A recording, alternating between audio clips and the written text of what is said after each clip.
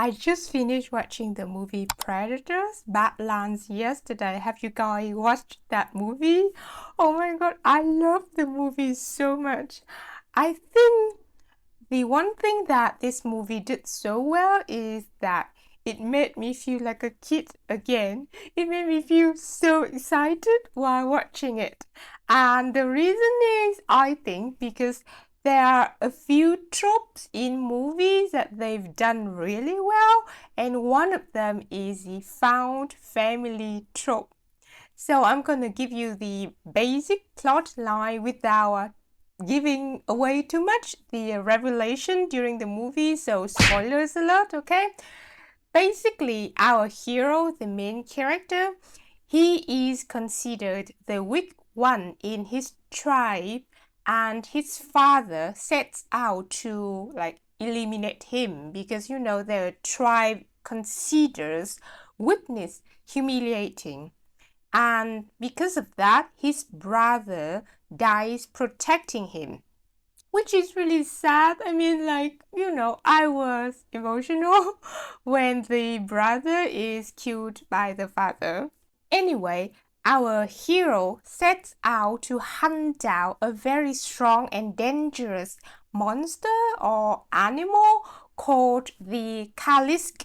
Because if you can hunt down this animal, then you prove to your tribe that, hey, I'm a strong hunter, I'm not the weak one, and you will be accepted by your tribe. So our hero lands on a planet called Jenna, which is where the Kalisk is, and this is like a totally new planet for him.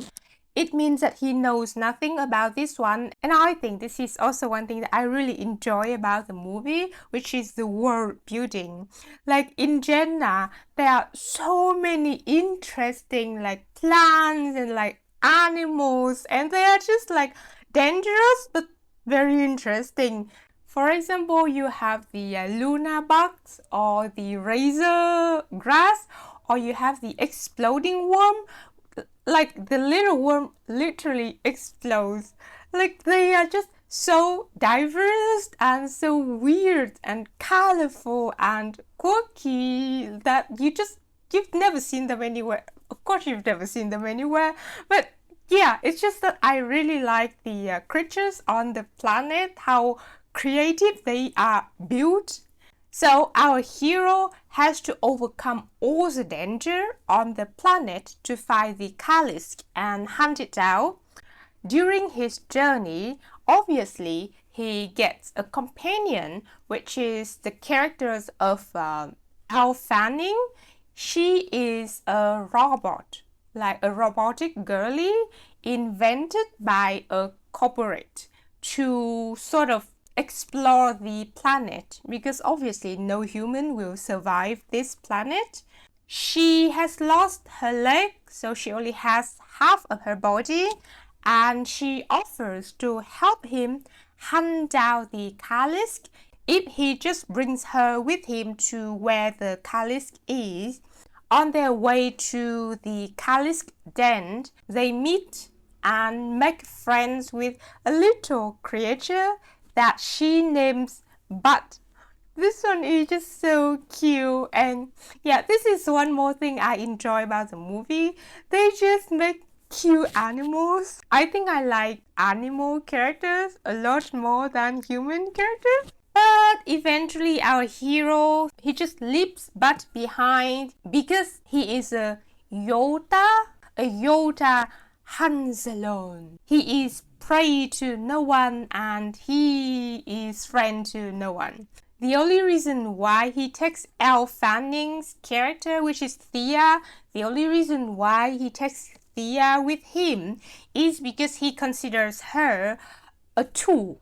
When they arrive at the site, Thea's sister, which is like another robot called Tessa, appears, and Tessa is sent out by the corporate to actually also capture the Kalisk. Basically, our hero fights the Kalisk, but he doesn't win.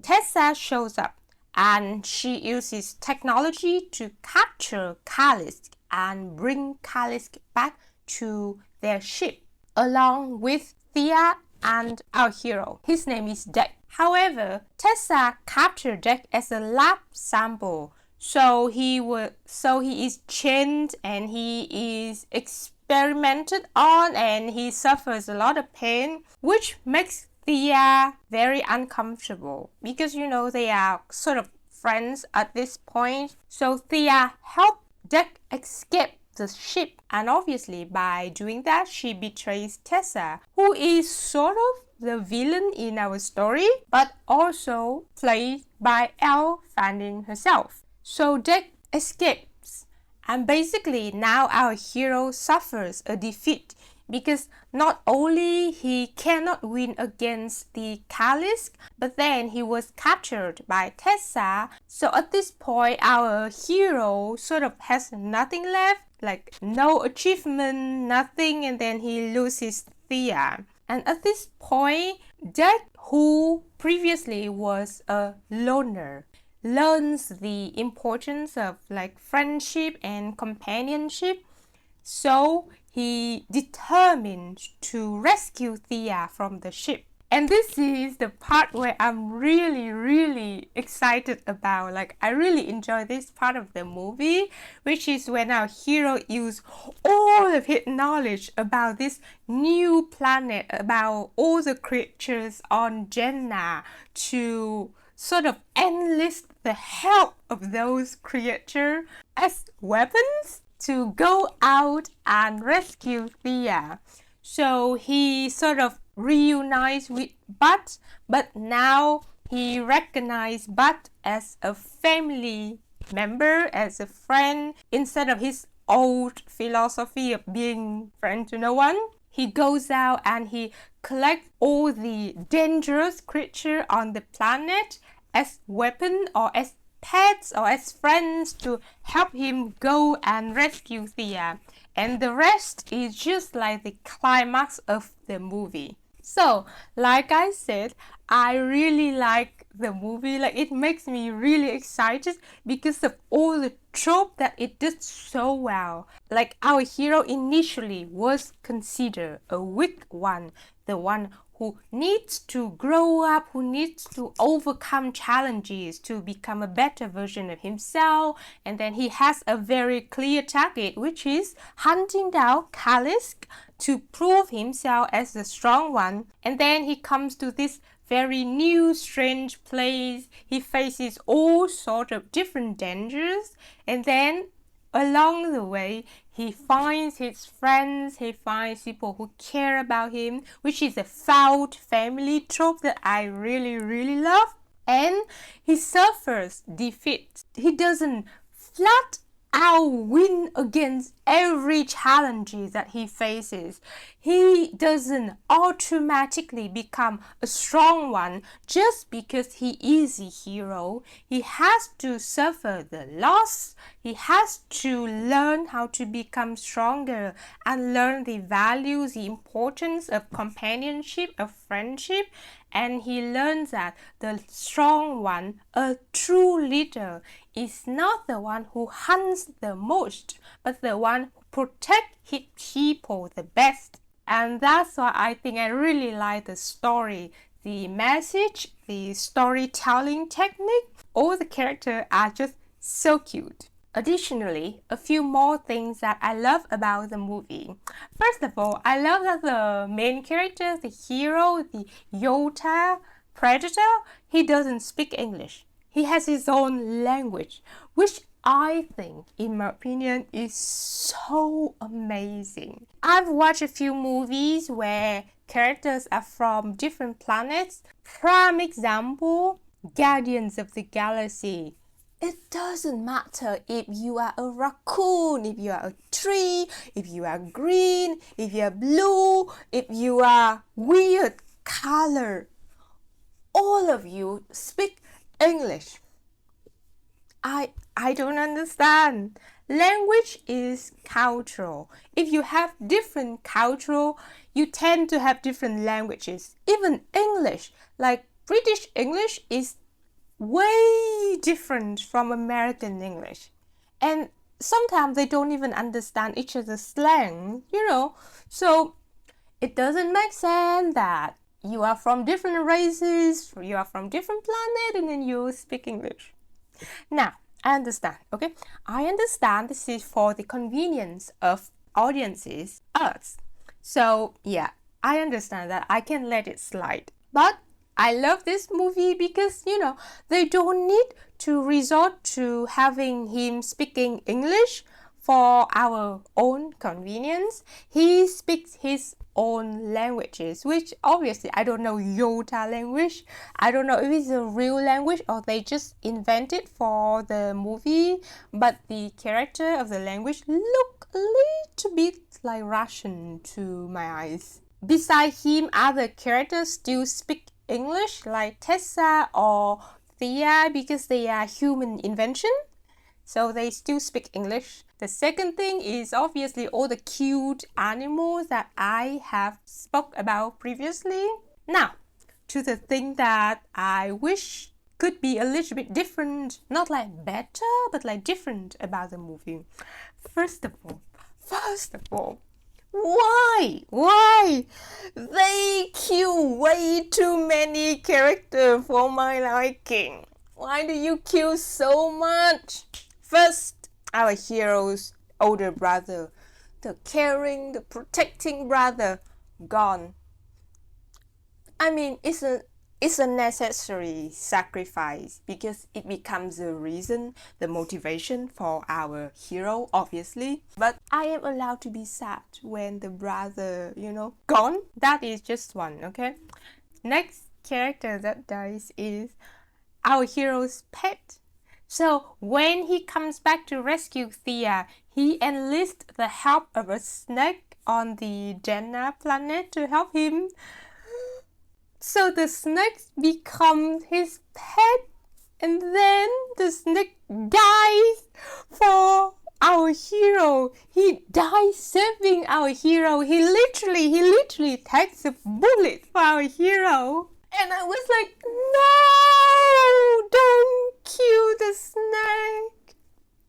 And I wish so much that later, at the end of the movie, they would somehow resurrect the snake. But no, there's no mention, so it's probably gone.